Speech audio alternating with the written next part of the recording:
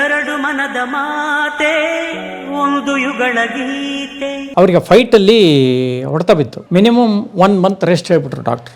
ಅಯ್ಯೋ, bed rest. ಎಲ್ಲ shooting postpone. Important climax ಇದೆ ಸರ್. ಹೆಲಿಕಾಪ್ಟರ್ ಬೇಕೇ ಬೇಕು, ಬೋಟ್ಗಳು ಚೇಸಿಂಗ್ ಇದೆ. ನೀವು ಹೇಳೋ ಲೆಕ್ಕದಲ್ಲಿ ಇನ್ನೂ 50 ಲಕ್ಷ ಬೇಕು ಅಂತ. ರೀ ನನ್ನ ಸಿನಿಮಾ ಡಬ್ಬ ಆದ್ರೂ ಪರವಾಗಿಲ್ಲ ರೀ, ಸುತ್ತಬಿಟ್ಟು ಕೊಡ್ರಿ ಅಂತ. ಪಿಕ್ಚರ್ ಕ್ಲೈಮ್ಯಾಕ್ಸ್ ಚೆನ್ನಾಗಿ ಮಾಡದೆ ಹೋಗಿದ್ರಿಂದ ಫ್ಲಾಪ್ ಆಗೋಯ್ತು. ವಿಷ್ಣು ಅವ್ರಿಗೂ ಬಹಳ ಹೋಪ್ ಇತ್ತು ಆ ಸಿನಿಮಾ ಮೇಲೆ. ನೂರೊಂದು ನೆನಪು ಎದೆಯಾಳದಿಂದ. ಈ ನಿರ್ಮಾಪಕರು ಸಿನಿಮಾ ಮಾಡಕ್ ಬರ್ತಾರಲ್ಲ, ಅವ್ರ ಸಿನಿಮಾ ಮೊದಲು ಬಡ್ಜೆಟ್ ಎಷ್ಟಾಗಿರುತ್ತೆ, ಆ ದುಡ್ಡು ಗಿಡ್ ಹೊಂದಿರಲ್ವ ಅವರು? ಎಲ್ಲ ಮಾಡ್ತಾರೆ ಸರ್, ಎಲ್ಲ ಬಜೆಟ್ಗಳು ಹಾಕತ್ತಾರೆ. ಮತ್ತೆ ದುಡ್ಡು ನಿಮಗೆ ಕೊರತೆ ಮಾಡ್ತಾರೆ. ಮೋಸ್ಟ್ಲಿ ಹಿಂದೆ ಹೇಳಿದೀನಿ ನಾನು, ಅವಾಗೆಲ್ಲ 1 ಕೋಟಿ ಒಳಗಡೆನೆ ಪಿಕ್ಚರ್ ಆಗೋಗೋದು. ಸರಿ, 1 ಕೋಟಿ ಅಂದ್ರೆ ದೊಡ್ಡದು. ಸಂಘರ್ಷ ಮಾಡುವಾಗ ಅದು ಇವ್ರದ್ದು ವಿಷ್ಣು ಸರ್ದು, ದೇಸಾಯಿ ಅವರದ್ದು, ವಿಷ್ಣುವರ್ಧನ್ದು 60ರಿಂದ 70 ಲಕ್ಷದೊಳಗೆ ಪಿಕ್ಚರ್ ಫಿನಿಶ್ ಮಾಡ್ಕೊಡ್ತೀನಿ ಅಂತ ಹೇಳಿದ್ರು ದೇಸಾಯಿ ಅವರು. 60ರಿಂದ 70 ಲಕ್ಷ ಮುಗಿಸ್ತೀನಿ ಅಂತ ಹೇಳಿದ್ರು. ಸಂಘರ್ಷ ಬಟ್ ಮುಗಿಲಿಲ್ಲ. ಅದೇ ಸಂಘರ್ಷದಲ್ಲಿ ಆ ಬೋಟಲ್ ಫೈಟ್ ಎಲ್ಲ ಇದೆಯಲ್ಲ,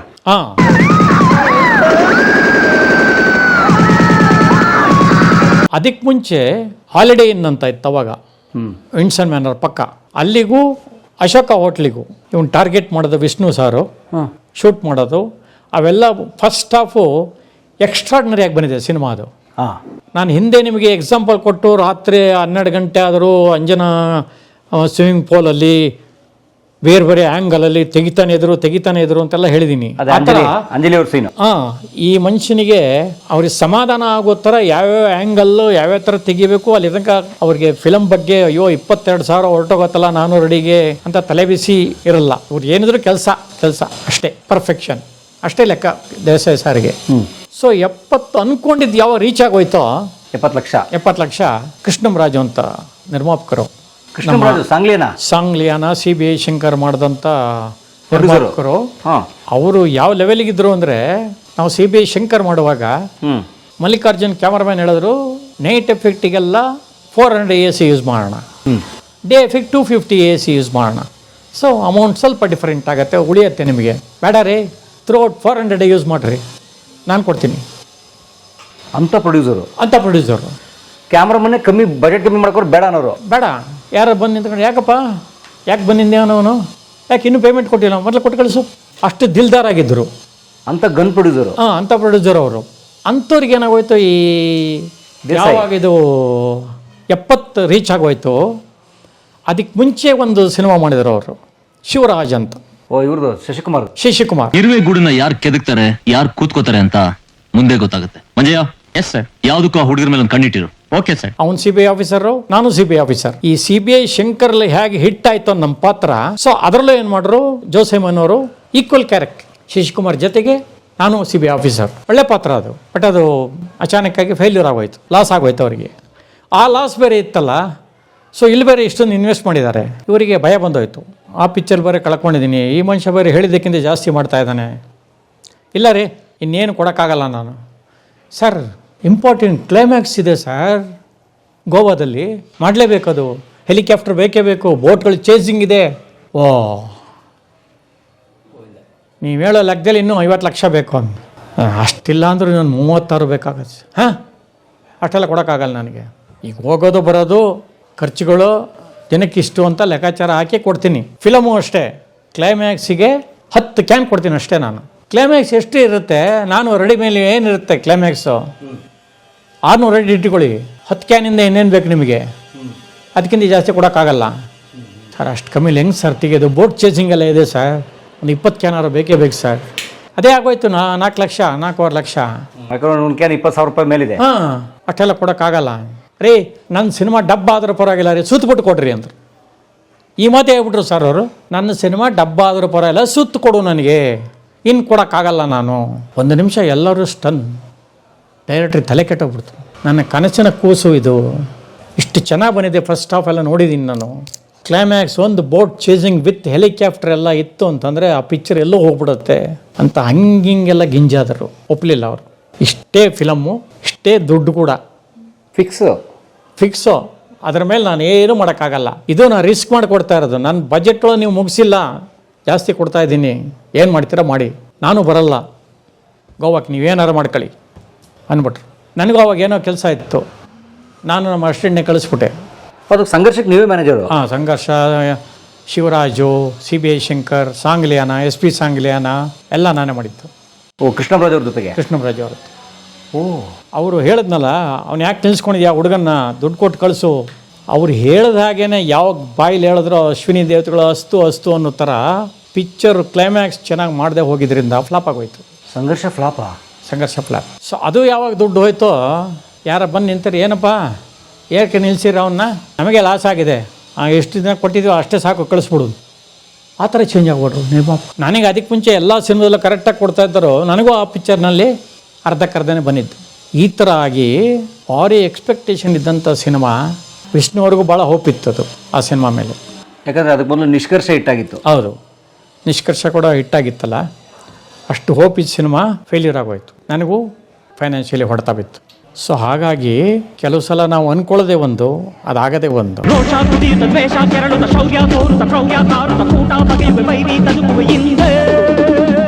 ಫಿಲ್ಮ್ ಫುಲ್ ಲಾಸ್. ಅಂದರೆ ಬಿಕಾಸ್ ಆ ಕ್ಲೈಮ್ಯಾಕ್ಸ್ ಚೆನ್ನಾಗಿಲ್ಲ ಅಂತ ಹೋಗ್ಲಿಲ್ವ, ಅಥವಾ ಕ್ಲೈಮ್ಯಾಕ್ಸ್ ಚೆನ್ನಾಗಿ ಮಾಡಿದ್ರೆ ಹೋಗಿರ್ತಾರೆ? ಕ್ಲೈಮ್ಯಾಕ್ಸ್ ಚೆನ್ನಾಗಿ ಮಾಡಿದ್ರೆ ಹೋಗಿರೋದು. ಸೊ ಅದಕ್ಕೆ ಲಿಂಕ್ ಶಾರ್ಟ್ಸ್ ಕೆಲವು ಎಲ್ಲ ಅವ್ರ ಪ್ರಕಾರ ಬೇಕಿತ್ತು. ಇನ್ನೂ ಒಂದು 40 lakhs ಮಿನಿಮಮ್, ಅಲ್ಲಿಗೆ 10 ಆಗಿರೋದು, 20-20 ತನಕ ಹೋಗೋದು. ಬಟ್ ಸೂಪರ್ ಹಿಟ್ ಆಗ್ಬಿಟ್ಟಿರೋದು. ತುಂಬ ಚೆನ್ನಾಗಿ ಬಂದಿತ್ತು ಸಿನಿಮಾ. ಒಳ್ಳೆ ಇಂಗ್ಲೀಷ್ ಸಿನಿಮಾ ಇದ್ದಂಗಿತ್ತು. ಫಸ್ಟ್ ಹಾಫ್ ಅಂತೂ ಟಾರ್ಗೆಟ್ ಮಾಡೋದು, ಅಲ್ಲಿಂದ ಶೂಟ್ ಮಾಡೋದು ಅವೆಲ್ಲ. ಅಂದ್ರೆ ಏನು ದೇಸಾಯಿ ಸರ್ ಬಜೆಟ್ ಗಿಜೆಟ್ ಮೇಲೆ ತಲೆ ಕೆಡಿಸ್ಕೊಡದೆ ತಮ್ಮ ಪ್ಯಾಷನ್ ಬರೋವರೆಗೂ ಮಾಡ್ತಾನೆ ಇರೋರು. ಹೌದು. ಸೊ ಹಾಗಾಗಿ ಏನಾಗುತ್ತೆ, ಪ್ರೊಡ್ಯೂಸರ್ಸು ಬಜೆಟ್ ಅಂತ ಹಾಕೊಂಡಿದ್ರು ಕೂಡ ಕೆಲವು ಸಲ ಮಿಸ್ಲೇನಿಯಸ್ ಅಂತ ಇಟ್ಕೋಬೇಕು ಈ ಥರ.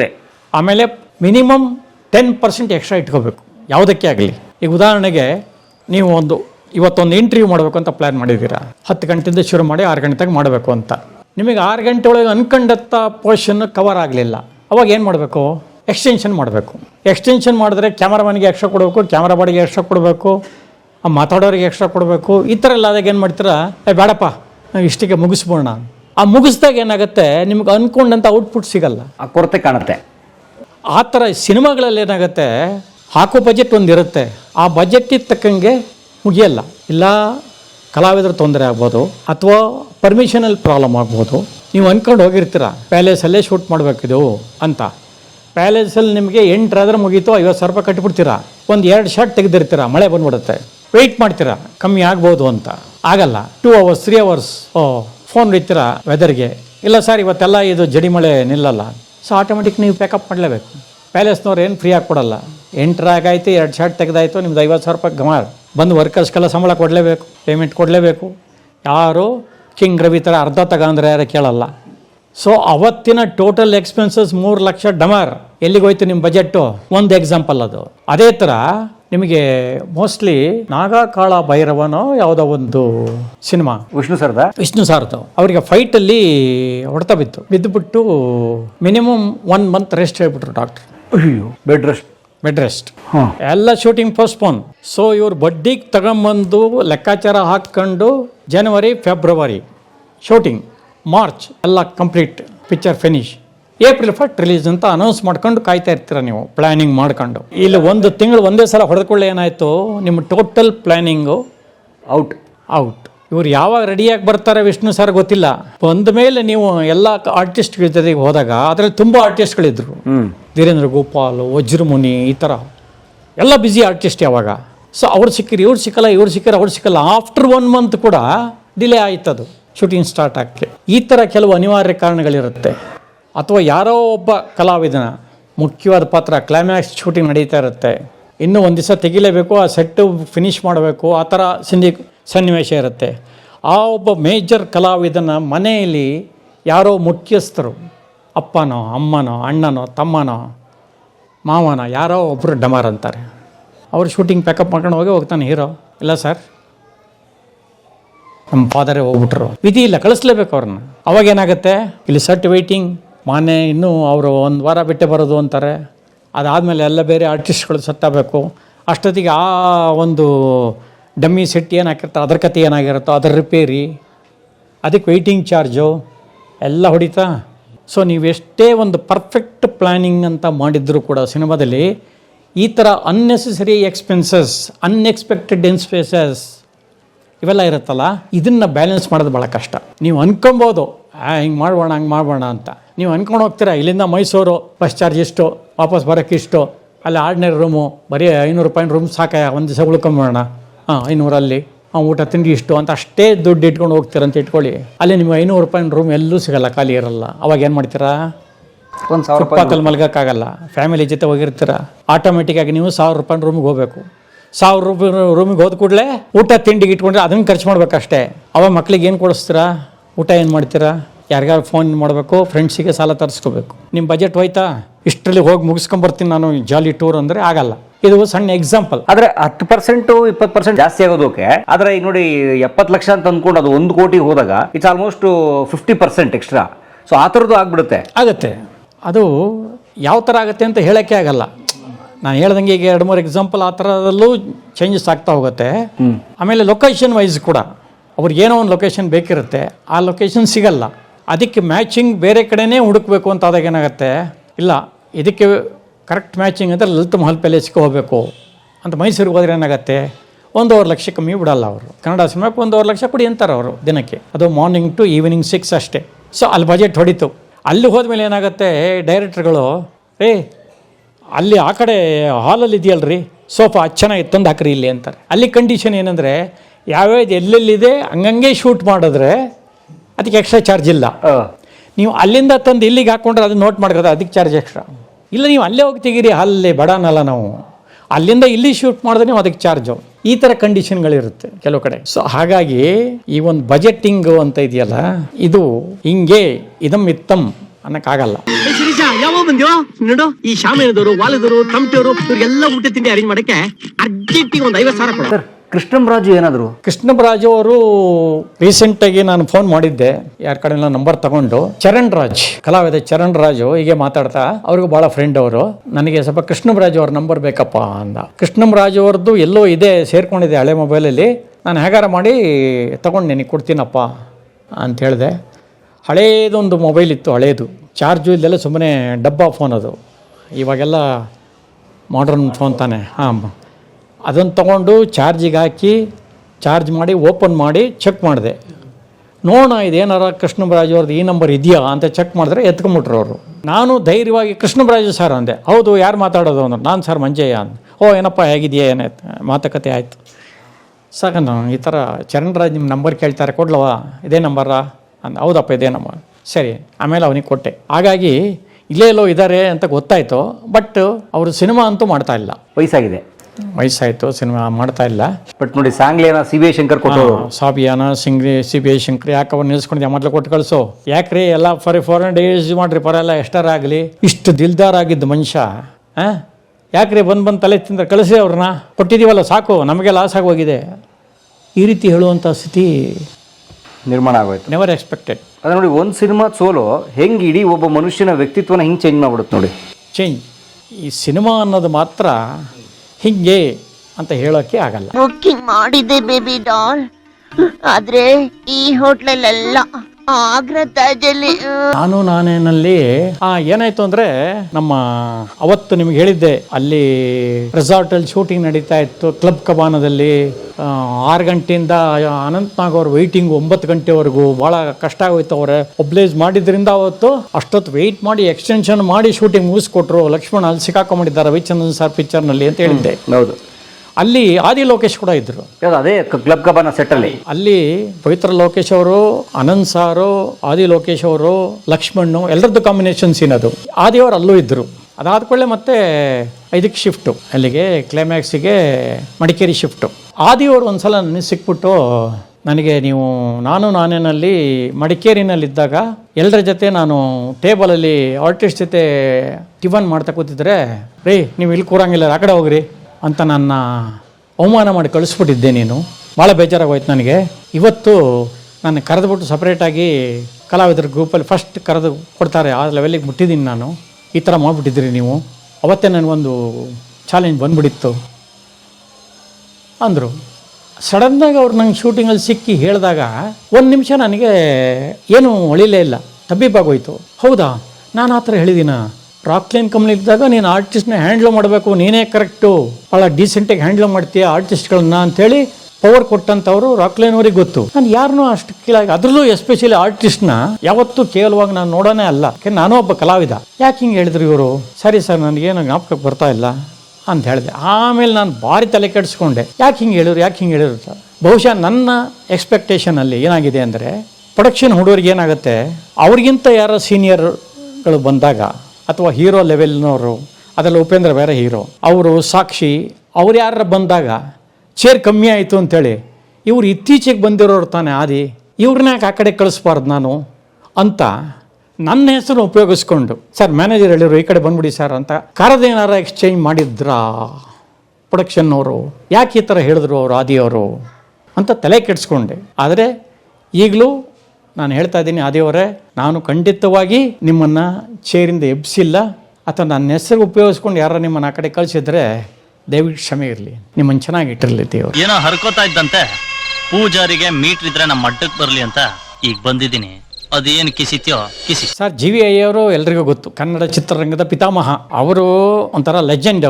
ಅವರು ಸ್ವಾಮಿ ವಿವೇಕಾನಂದ ಸೀರಿಯಲ್ನ ಹಿಂದಿ ಮತ್ತು ಇಂಗ್ಲೀಷಲ್ಲಿ ಸ್ಟಾರ್ಟ್ ಮಾಡಿದ್ರು. ಸ್ವಾಮಿ ವಿವೇಕಾನಂದ.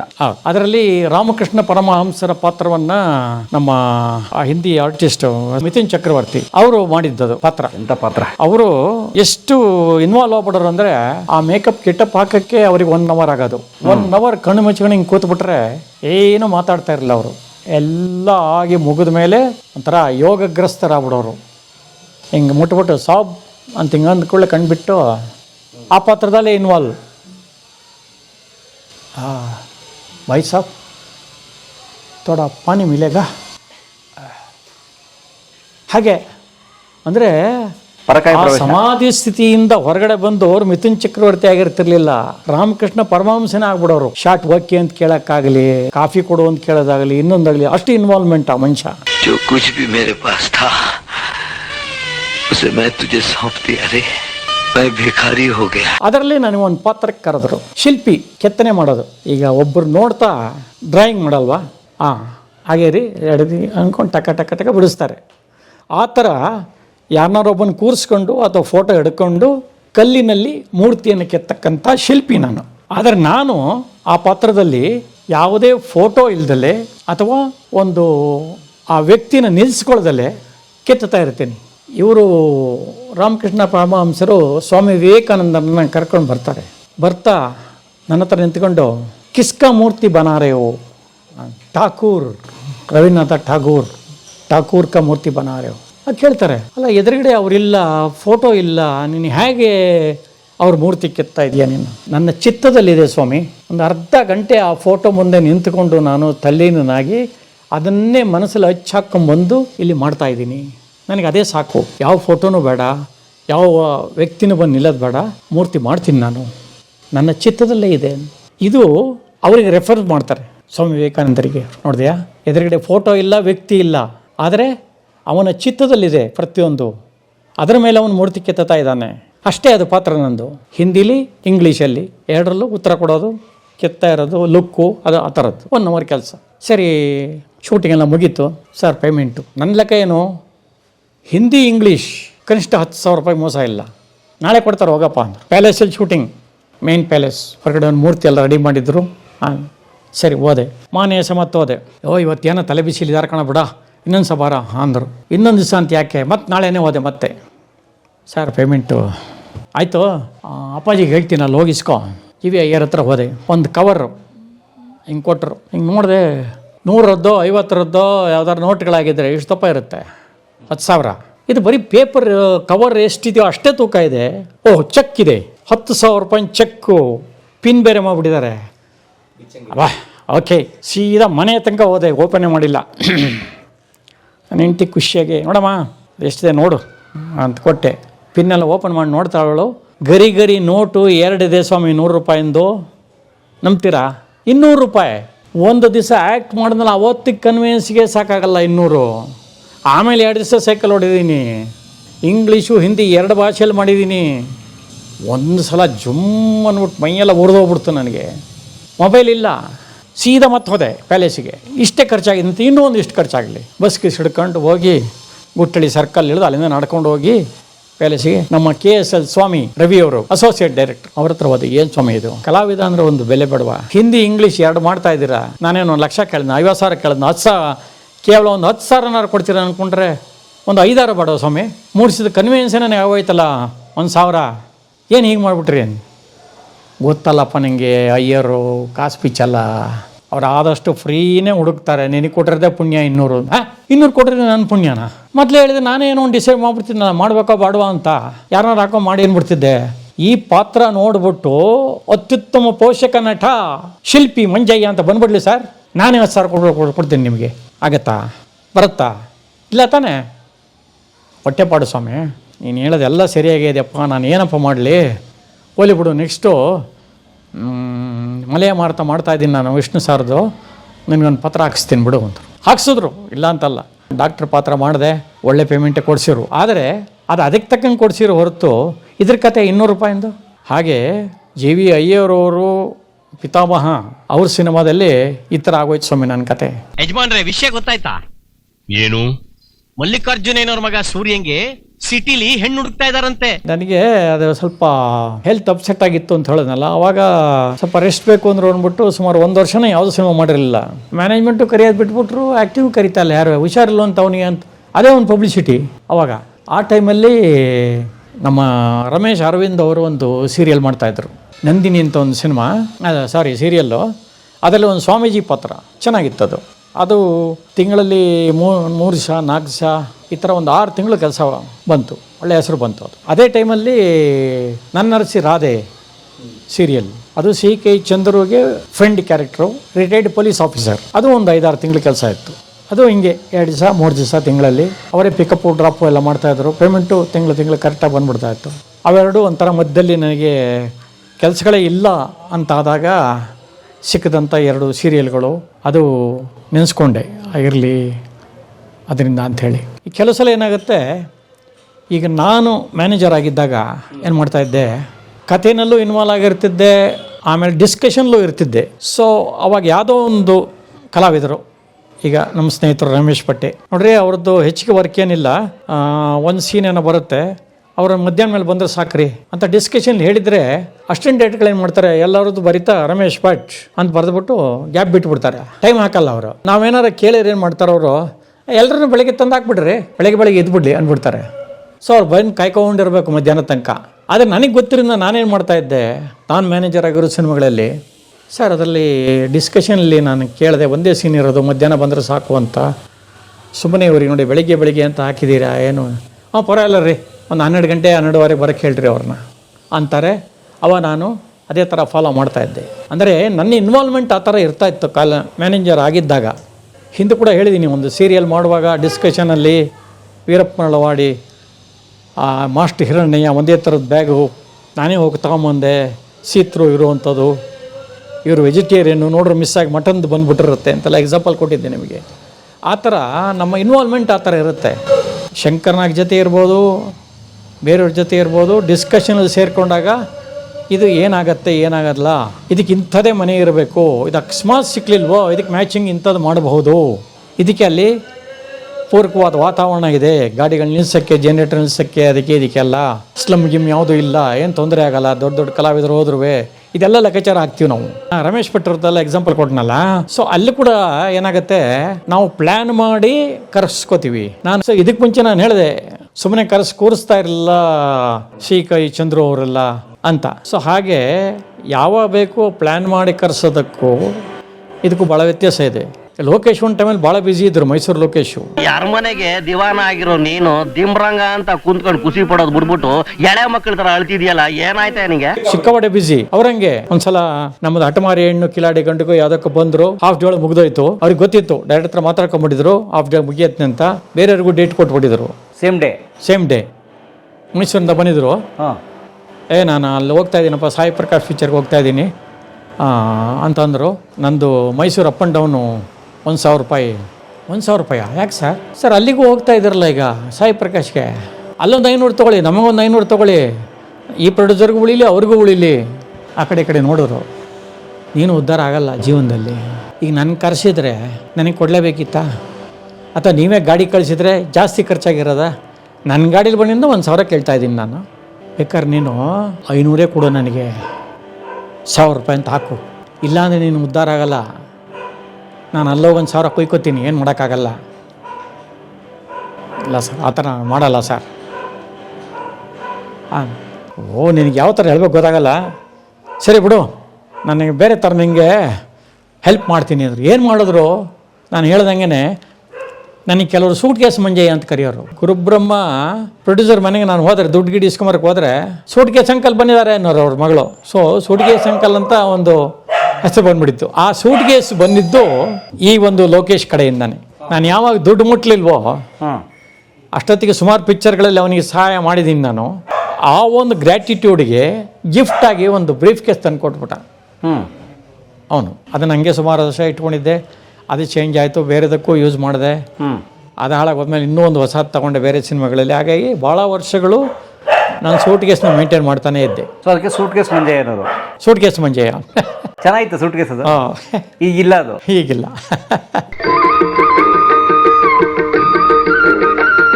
ನಮ್ಮ ಪರಮೇಶ್ವರ್ ಅವ್ರು ಮಾಡ್ತಕ್ಕಂಥ ಎಲ್ಲ ವಿಡಿಯೋಗಳನ್ನ ತಪ್ಪದೆ ನೋಡಿ, ಸಬ್ಸ್ಕ್ರೈಬ್ ಮಾಡಿ, ಬೆಲ್ ಬಟನ್ ಒತ್ತದ ಮರಿಬೇಡಿ. ಹಾಗೂ ನಿಮ್ಮ ಸ್ನೇಹಿತರಿಗೂ, ನೆಂಟರಿಗೂ, ಬಂಧು ಬಾಂಧವರಿಗೂ ಕೂಡ ಹೇಳಿ ಅಂತ ನಿಮ್ಮಲ್ಲಿ ಮನವಿ ಮಾಡಿಕೊಳ್ತೀನಿ. ಈ ವಿಡಿಯೋ ನೋಡಿದ್ದಕ್ಕೆ ನಿಮಗೆ ತುಂಬ ಧನ್ಯವಾದಗಳು. ಪುಸ್ತಕಗಳನ್ನು ಓದು ಮನಸ್ಸನ್ನು ಅರಳಿಸುತ್ತೆ, ಬುದ್ಧಿಯನ್ನು ಚುರುಕು ಮಾಡುತ್ತೆ, ಕಾಣದ ಹೊಸ ಲೋಕವನ್ನು ಪರಿಚಯಿಸುತ್ತೆ. ಹಾಗಾಗಿ ಓದುವ ಸಂಸ್ಕೃತಿ ಹೆಚ್ಚಾಗ್ಲಿ. ಧನ್ಯವಾದ.